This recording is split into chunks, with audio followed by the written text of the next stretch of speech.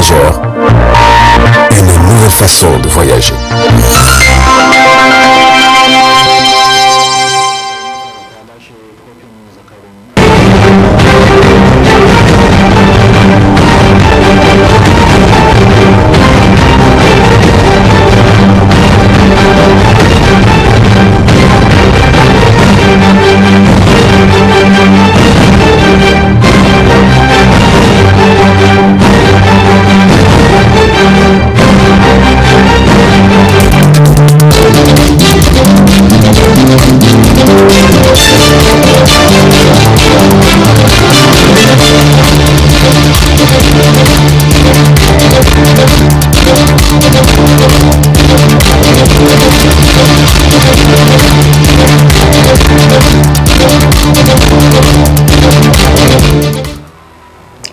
Messieurs, dames, bonsoir et ravi de vous retrouver à travers cette édition d'information consacrée à la rétroactualité de la semaine et toutes nos excuses pour ce léger retard indépendant de notre volonté. Cela dit, le ministre des Finances, Ahmed Jidoud, a visité hier samedi 17 juillet 2021 les différents bureaux des douanes et de brigades de Niamey. Il était accompagné dans ses déplacements du ministre délégué auprès du ministre des Finances chargé du budget et de plusieurs cadres de la douane. Précision, Haïssa Adamou qui commente les images de Ibrahim Katama. La politique douanière et la mobilisation des ressources propres de l'État sont entre autres les attributions du ministère des Finances, d'où le lieu de cette visite de travail effectuée par le ministre des Finances dans les différentes brigades et bureaux de douane de la ville de Niamey, notamment Soni Loga, Brigade nationale d'intervention, le bureau de douane Niamey Aéroport, Niamey Route et celui de la rive droite. Il s'est agi pour le ministre que cette visite a un triple objectif. L'objectif de cette tournée est double ou triple. Le premier, c'est d'abord nous enquérir des conditions de travail de nos services de la douane. Le deuxième, c'est les encourager dans leur noble mission. C'est une double mission à la fois de mobilisation des ressources, mais aussi de la lutte contre les différentes fraudes ou bien à la contribution dans la sécurisation de notre territoire. Et aussi le troisième point, c'est donner des orientations quant à nos attentes, notamment en matière de mobilisation des ressources. Peut-être il faut le rappeler, comme je le disais tout à l'heure, la douane n'a pas seulement vocation à mobiliser des ressources pour l'État, elle a aussi vocation à contribuer à lutter contre toutes les fraudes qui peuvent avoir de nature criminelle, notamment au niveau des armes, de la drogue ou bien d'autres biens qui peuvent contribuer par exemple au terrorisme. Notons qu'à toutes les étapes de cette visite, les responsables des 10 lieux ont exprimé leurs préoccupations. À cette occasion, le ministre a aussi attiré l'attention des douaniers au respect des questions de performance et d'exonération. Il faut donc retenir que d'abord l'ensemble de tous les bureaux de Niamey représente 60% de nos recettes. Et par conséquent, cette visite elle a toute son importance parce qu'elle nous permet de voir de visu dans quelles conditions ces recettes sont mobilisées, quels sont les besoins nécessaires à l'amélioration des performances d'aujourd'hui et quels sont les mécanismes par lesquels nous pouvons davantage créer les conditions matérielles des missions que nous avons assignées à la douane. Nous avions des objectifs d'un point de vue de mobilisation du cash de 120 milliards de francs CFA. Et les derniers chiffres que nous disposons en termes de résultats de réalisation sont à 104 milliards, ce qui porte donc le taux de performance à 87%. Naturellement, les performances sont liées aussi au volume traité de marchandises. Et quand on regarde cette performance, elle est importante par rapport aux années antérieures, parce que nous dépassons tous les niveaux de performance à la même période de l'année, sur les années 2018, 2019 et 2020. Mais ce qu'il faut retenir, c'est que notre pays continue toujours, malgré l'impact relativement faible de la pandémie de la Covid-19 d'un point de vue sanitaire, l'impact économique, lui, continue et persiste. Parce que la chaîne d'approvisionnement des marchandises reste encore perturbée et par conséquent cela entrave ou a un impact en tout cas négatif sur les capacités de mobilisation des ressources. Mais que nous soyons à 87% et que nous expliquions cette performance par le Covid, ce n'est pas suffisant. Il faut que nous prenions toutes les dispositions, comme je l'ai dit, administratives, matérielles, organisationnelles, pour que nous puissions améliorer notre niveau de performance, parce que l'objectif, le budgétaire, c'est 100% de prévision. Cette visite a pris fin sur une note de satisfaction et d'encouragement à cette autorité étatique, économique et financière à caractère fiscal et sécuritaire. Dans le cadre de sa visite qui a pris fin hier matin, le maire central de la ville de Niamey a eu l'occasion de lancer la construction d'un nouveau commissariat de police pour les quartiers en besoin et garantir la sécurité de la ville de Niamey et les meilleures conditions de travail pour tous. Précision, Mohamed Bissoufou, Abdou Nasser Abdou. Cette visite du maire central de la ville de Niamey au niveau de tous les commissariats de police des 5 arrondissements communaux de la ville de Niamey a été entreprise pour s'enquérir de l'état et les conditions de travail de la police nationale qui travaille de jour comme de nuit pour assurer la sécurité de la population de la ville de Niamey. Ça fait 3 jours que nous sillonnons la ville de Niamey en compagnie des responsables de la direction de la police de la ville de Niamey pour nous enquérir des conditions de travail de la police nationale au niveau de la ville de Niamey. Je dois dire que ces visites s'inscrivent dans le cadre de la sécurisation de la ville de Niamey, car comme l'a si bien dit un grand homme de ce pays, la sécurité n'a pas de prix, mais elle a un coût. Elle a un coût que l'État du Niger s'efforce de payer sur l'étendue du territoire national. Et au niveau de la ville de Niamey, le conseil de ville a sa partition à jouer et cette visite s'inscrit dans le cadre de la réaffirmation de ce rôle que la ville de Niamey doit jouer pour sécuriser la ville, pour sécuriser nos concitoyens et leurs biens et pour rendre accessible toute la partie administrative du travail de police, notamment en ce qui concerne l'acquisition d'un certain nombre de pièces d'état civil fournies par la police nationale. Au cours de cette visite, le maire a pris l'initiative de créer de nouveaux commissariats de police pour les quartiers en besoin.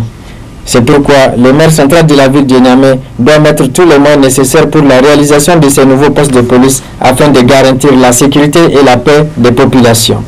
Nous avons profité de cette visite pour renforcer le quadrillage en identifiant d'ores et déjà un certain nombre de sites qui ont servi à la Samaria d'antan et qui aujourd'hui deviennent parfois des nids de délinquance. Et nous avons souhaité et sollicité de la Direction générale de la police nationale que ces endroits soient transformés en commissariat de police. Nous sommes déjà tombés d'accord sur un certain nombre de sites, je peux en citer quelques-uns. C'est le cas de la Samaria de Gankale, qui va devenir un commissariat de police pour sécuriser cette zone aujourd'hui pratiquement inaccessible d'un quartier aussi ancien que Gankale. C'est le cas de la Samaria de Lazare, à proximité du marché, qui deviendra aussi un commissariat de police. Et c'est le cas de la Samaria de Madina, où nous allons carrément loger le commissariat de l'arrondissement communal Niamey. D'autres sites ont été visités, notamment le site de Calais Plateau, qui va prochainement accueillir, je crois, l'unité de police secours, ce qui nous permettra de désengorger l'unité de police routière qui va se déplacer au site actuel de la police secours et laisser le service constat seulement au site actuel de l'IPR. partout, nous nous sommes occupés de ce qui relève des compétences de la ville de Niamey, c'est-à-dire les infrastructures et le matériel, le petit matériel, qui est du ressort de la ville de Niamey. Espérons que ce projet de création de nouveaux commissariats serait réalisé à travers la contribution et la collaboration de la population pour une paix durable dans notre société. La suite de cette rétroactualité de la semaine, l'hôtel Homeland de Niamey a servi de cadre au cours de cette semaine à un atelier de formation sur la délibération déterminant les modalités de la saisine d'office et la procédure de traitement des plaintes soumises au CSC. D'autres précisions avec Ramatou Oumarou et Abdulraouf Dayabou. Cette formation sur la délibération qui détermine les modalités de la saisine d'office et la procédure de traitement des plaintes et recours soumis au CSC a regroupé un certain nombre d'acteurs, la société civile, les partis politiques et tous les acteurs qui sont concernés. L'objectif est d'échanger sur cette délibération pour que les participants puissent connaître et voir les insuffisances en vue de les améliorer. En 2019, il y a eu un certain nombre de recours de plaintes de saisine d'office devant le CSC, notamment 15 recours, mais qui n'ont pas prospéré, qui n'ont pas eu de suite, qui n'ont pas abouti, pour des raisons multiples. Souvent, les acteurs ne connaissent pas les délais. Souvent, au niveau même du CSC, les délais de traitement sont tellement courts qu'on ne peut pas aboutir à temps parce que la loi donne un délai pour répondre aux requérants. On ne peut pas aboutir à temps à la procédure de la plainte. Donc c'est pourquoi nous nous sommes dit qu'aujourd'hui, on va essayer de réunir un certain nombre d'acteurs pour échanger sur cette délibération, pour que les gens puissent connaître cette délibération-là, échanger, voir les insuffisances de la délibération en vue de l'améliorer. Le directeur du cabinet du président du Conseil supérieur de la communication nous a présenté cette délibération. Avant, le CSC n'avait pas de commission d'instruction. On avait un conseil de presse qui chaque semaine lit les journaux pour constater s'il y a un manquement à l'éthique et à la déontologie. Il fait un rapport à la plénière qui statue. Mais la réforme de 2018 a créé des commissions d'instruction. Nous avons deux commissions d'instruction. Une commission éthique, carte de presse, déontologie. Tout ce qui concerne la question de déontologie relevée dans la presse écrite, cette commission est compétente. Ou bien elle est compétente pour instruire les dossiers de demande de carte de presse. Nous avons la deuxième commission suivie des cahiers de charges et publicité. Elle est compétente pour relever tous les manquements relatifs à la publicité par voie de presse et au niveau du respect des cahiers de charges. Donc, quand le CSC, on a une demande de plainte où le CSC saisit d'office, donc en fonction de la plainte, on soumet le dossier à la commission saisie au fond. Donc, si c'est un manquement relatif à la presse écrite, ou bien une demande de carte de presse, on soumet le dossier à la commission éthique déontologie carte de presse. Maintenant, si la plainte concerne un manquement au non-respect des obligations relatives au cahier des charges, à la publicité par voie de presse, le dossier est soumis à la commission suivie des cahiers des charges publicité. Notons qu'à travers ces échanges qu'ils auront avec les acteurs concernés, cela va renforcer leur capacité en ce qui concerne la délibération d'office et la procédure de traitement des plaintes et recours soumis au CSC. Éducation dans ce journal avec les résultats du BEPC qui sont tombés avec un taux de réussite très faible. Une situation qui a donc suscité la réaction de Maître Marimalan Daouda. Il est acteur de la société civile nigérienne que je vous propose de suivre. L'État a une grosse dette vis-à-vis de nous. Quelle est cette dette-là? L'État nigérien nous a dit que, en tout cas, la scolarité du jeune enfant nigérien doit être, en tout cas, jusqu'à l'âge de 16 ans. aujourd'hui, quand on parle de BEPC, c'est justement ces enfants-là qui ont 16, 17, 15 ans, n'est-ce pas? Eh bien, nous, sur 100 enfants inscrits en classe de 6e, Ralia, je vais vous dire qu'il y a à peine, en tout cas peut-être 30 qui vont aller en 3e. Et quand ils sont venus en 3e, on leur a présenté en tout cas 3 queues différentes. Une queue de lapin, le lapin s'en va. Une queue de serpent, celui qui l'a saisi meurt tout de suite.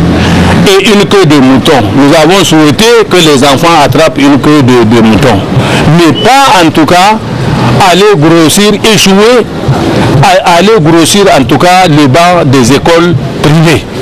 Eh bien, faites un tour, chaque entrée, vous allez voir que, en tout cas, comment s'appelle, le nombre de redoublements, le nombre de renvois dans les établissements à partir de la classe de 5e, de 6e et même de 4e, et voilà 3e aussi, beaucoup seront renvoyés, certains vont redoubler, d'autres en tout cas vont quitter l'établissement pour une cause ou pour une autre. Voilà par exemple la dette que l'État en tout cas nous doit. Mais moi je vous dis que ces examens-là, depuis qu'on m'a dit Halcia, dans le processus des examens, j'ai décrié cela sur les ondes nationales, à travers la télé, à travers la radio et même les journaux, que la Halcia n'est pas une bonne chose pour en tout cas l'organisation des examens. La Halcia, c'est pour poursuivre en tout cas nos délinquants économiques. Mais Halcia dans des centres d'examen, ça a créé une forme de frustration vis-à-vis des examinateurs, vis-à-vis des surveillants, vis-à-vis des élèves eux-mêmes. Voilà les résultats. En dehors de cela, ce que moi je vais encore avancer, c'est que probablement il y a au moins 3 fautes. Une faute de l'État. L'État, c'est les organisateurs des examens, les gens qui font le choix des examens. L'échec de ces élèves-là est dû probablement ou à la difficulté des épreuves, ça veut dire que les épreuves sont au-dessus des moyens des élèves, ou que les examinateurs, les correcteurs, c'est-à-dire leurs professeurs, ont été méchants dans les corrections, ou bien l'épreuve, en tout cas, ou les épreuves soumises aux candidats, les candidats n'avaient pas le niveau. C'est les 3 critères de ce que nous avons vu. À cela, il faut toujours ajouter aussi la présence de la Halcia qui est en tout cas un facteur entravant. Cérémonie commémorative de la journée de la démocratie et de l'unité nationale de Turquie, organisée par l'ambassade de la Turquie au Niger. C'était le 15 juillet dernier à l'hôtel Radisson Blu de Niamey. Zainab Gagra qui commente les images de nos confrères de la télévision Kanatra Niger.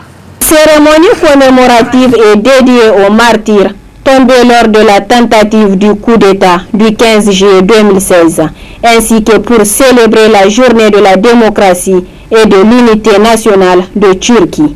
C'est l'occasion pour l'ambassadeur de Turquie au Niger de rendre hommage en ce jour commémoratif. Le fêteur qui avait infiltré l'armée turque, ainsi son bras armé, a tenté de renverser le régime constitutionnel de la Turquie le 15 juillet 2016. Les membres de cette organisation terroriste avaient attaqué et bombardé, sans état d'âme, les institutions et les symboles de l'État turc. Entre autres, la Direction générale de renseignement, la Grande Assemblée nationale de Turquie, ainsi que le complexe présidentiel. Ce jour-là, le peuple turc s'est été mobilisé et était sorti comme un seul homme pour défendre la République et les institutions de l'État.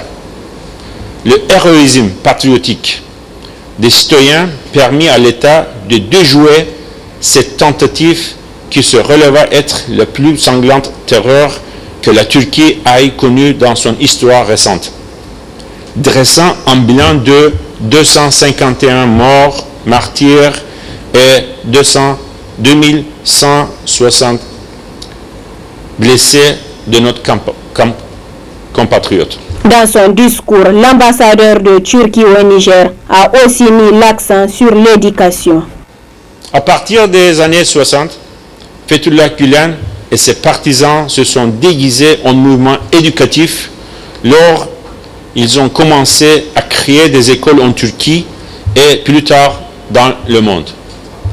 FETÖ a axé ses activités principalement sur les élèves, en particulier les jeunes de 13 et 18 ans. C'est pourquoi le domaine d'éducation hautement prioritaire a servi de canal pour recruter des militants. La Fondation Maarif de Turquie a repris plusieurs écoles et centres d'enseignement affiliés à FETÖ afin de ne pas interrompre les activités pédagogiques et mieux encore d'enseigner aux élèves les programmes officiels de leur pays. Dans ce cadre, les élèves des écoles de la Fondation Maarif au Niger enregistrent chaque année un grand succès. Les taux de réussite au baccalauréat sont élevés. La Fondation Maarif, qui contribue à l'éducation de la jeunesse nigérienne, sur la base des valeurs nationales du Niger, envisage de nouveaux projets au Niger dans la période à l'avenir. La Fondation Maarif fournit des services d'éducation à plus de 41 000 étudiants avec 359 écoles dans 45 pays. Pour renforcer davantage les relations bilatérales entre le Niger et la Turquie, l'ambassadeur de Turquie au Niger envisagerait de nouveaux projets pour le Niger pour une coopération gagnant-gagnant. Célébration au cours de cette semaine de la Journée mondiale du développement des compétences des jeunes à Niamey, une activité organisée par le Fonds des Nations Unies pour l'enfance UNICEF en présence de plusieurs jeunes engagés pour le développement du Niger. Alouma Mansani sur les images de nos confrères de Canal 3 Niger. Cette activité de la célébration de la Journée mondiale du développement des compétences des jeunes a regroupé plusieurs associations des jeunes.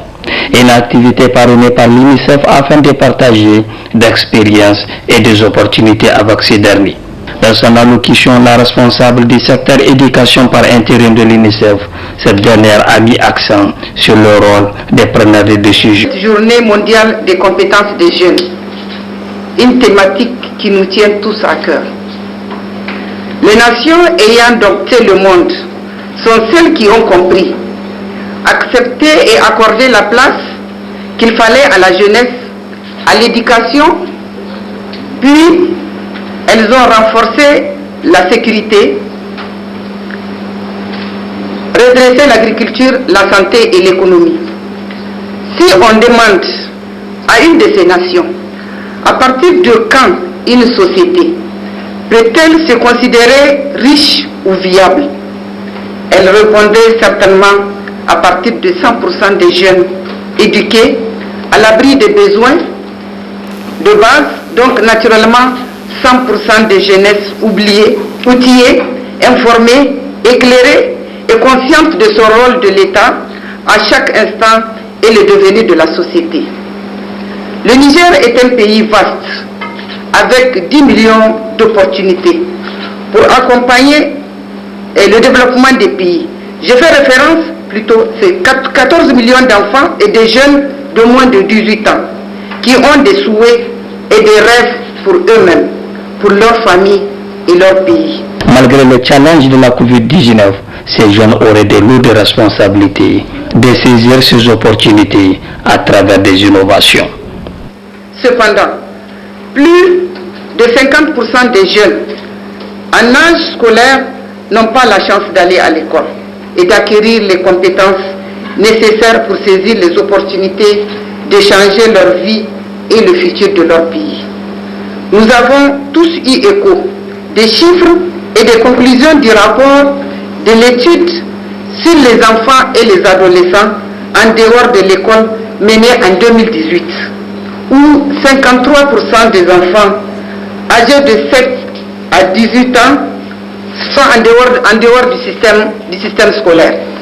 Nous avons du potentiel. Nous avons tous écho des chiffres et des conclusions du rapport de l'étude Les adolescents en dehors de l'école. La situation est inquiétante, surtout eu égard de la croissance démographique qui constitue une entrave substantielle à la progression des taux de scolarité et nous ne devons pas rester les bras croisés. Cette journée internationale célébrée par l'UNICEF est une occasion pour les jeunes de faire un examen de conscience relatif aux différents défis du moment. Il est recommandé aux fidèles musulmans de jeûner le jour de Arafat qui correspond au 9e jour du mois sacré de Zulhijjah. Alors, quelle est l'importance de ce jeûne pour les fidèles musulmans et les bienfaits qui s'y trouvent? À toutes ces questions répond Dr Boubacar Seydou Touré, il est consultant islamologue. Alhamdulillah, wa salatu wa salam ala ashrafil mursalin. Louange à Allah, Seigneur de l'univers par essence et par excellence. Nous prions Allah subhanahu wa ta'ala de pardonner nos péchés et d'accepter nos prières. Comme vous venez de le dire, nous sommes dans un mois sacré, mois de Zulhijjah, faisant partie du mois sacré des 4 mois d'Allah. Et comme vous venez de le dire, Inch'Allah, ce mois est béni grâce à ce mois Arafat, les stationnements de Arafat et surtout pour les sacrifices de bêtes le jour de la fête. Et le jeûne d'Arafat est un jour spécial pour les musulmans, un jour qui ne ressemble pas aux autres jours, un jour dont les bienfaits et multiplient, les bonnes œuvres et multipliées autant de fois. Et l'exception, celui qui, en dehors de l'Arabie Saoudite, celui qui vraiment se trouve dans son pays et qui jeûne ce mois béni et ce jour béni que le stationnement de mont Arafat, le prophète Mohammed sallallahu alayhi wa sallam disait que il considère auprès d'Allah qu'Allah pardonne les péchés antérieurs et les péchés de là où nous vivons. C'est-à-dire, quand tu jeûnes le stationnement de Arafat, le jour de Arafat, Allah épongera 2 ans de péché.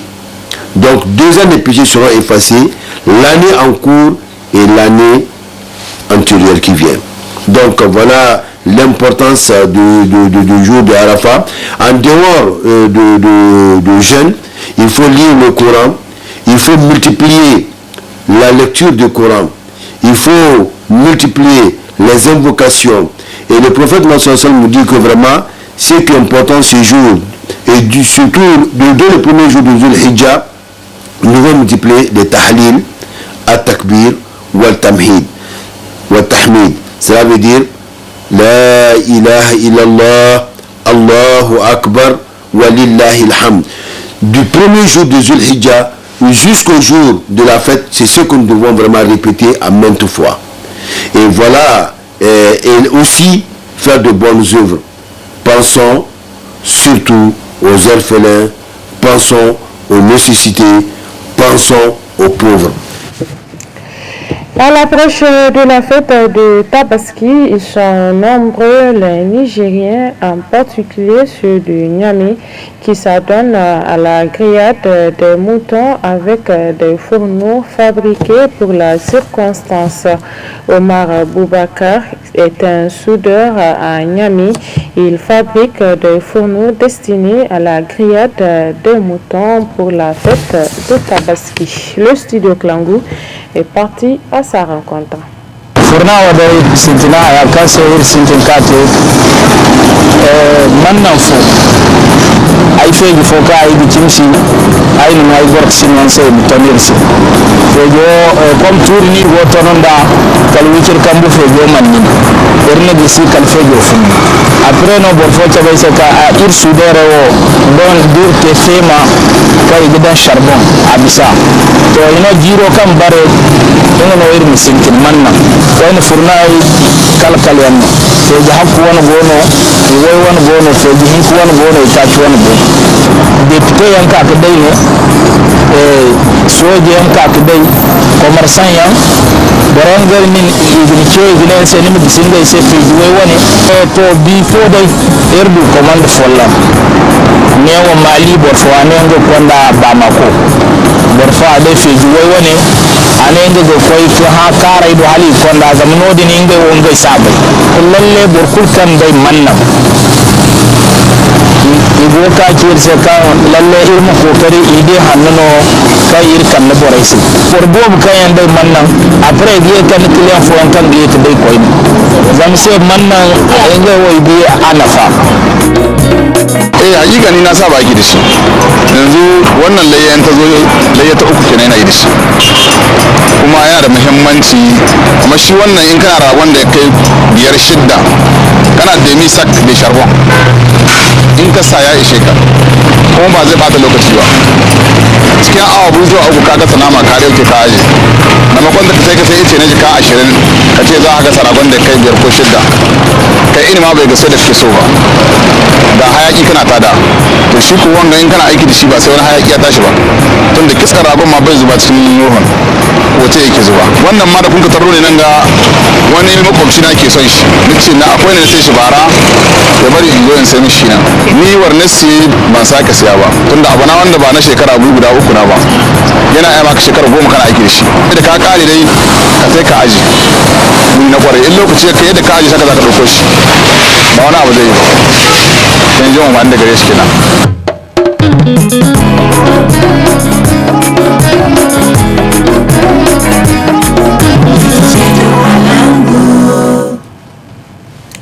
Parlons à présent de du panier de la ménagère pour évoquer la question d'hygiène des condiments moulus vendus sur les marchés de la capitale. Reportage.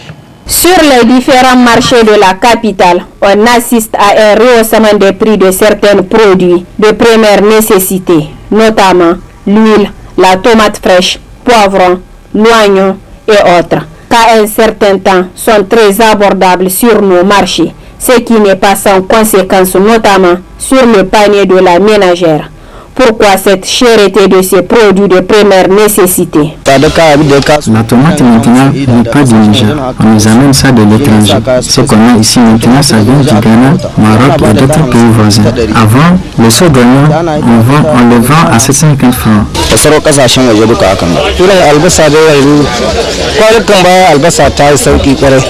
Avant, le seau d'oignon, on le vend à 750 francs. Mais maintenant, ça a monté jusqu'à 1500 francs CFA. Mais ceux qui ont lancé le stock vendent ça à 1250 francs. Dans tout ça, l'oignon est du Niger, car le Niger est l'un des meilleurs pays en production d'oignons en quantité et en qualité.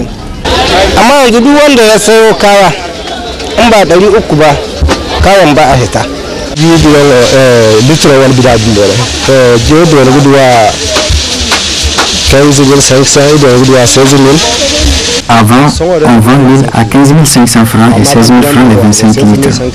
Mais maintenant, ça va jusqu'à 25 000 francs les 25 litres. Ce qui fait qu'on vend un litre à 1100 francs l'unité sur le marché, qui avant était à 700 francs CFA. Des fois, quand on dit au client le prix, il n'accepte pas. C'est après avoir fait le tour du marché qu'il revient acheter.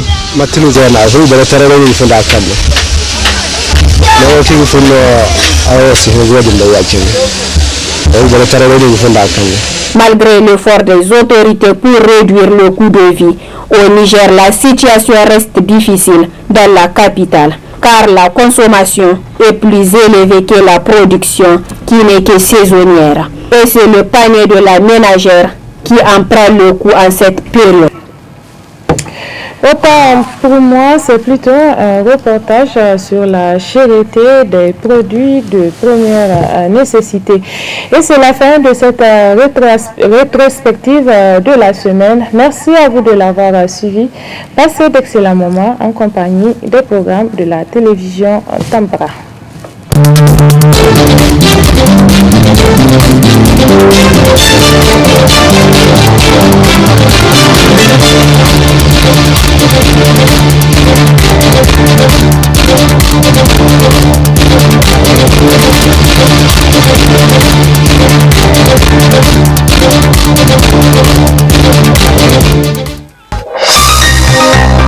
journal vous a été présenté par STM Transport Voyageurs. Une nouvelle façon de voyager.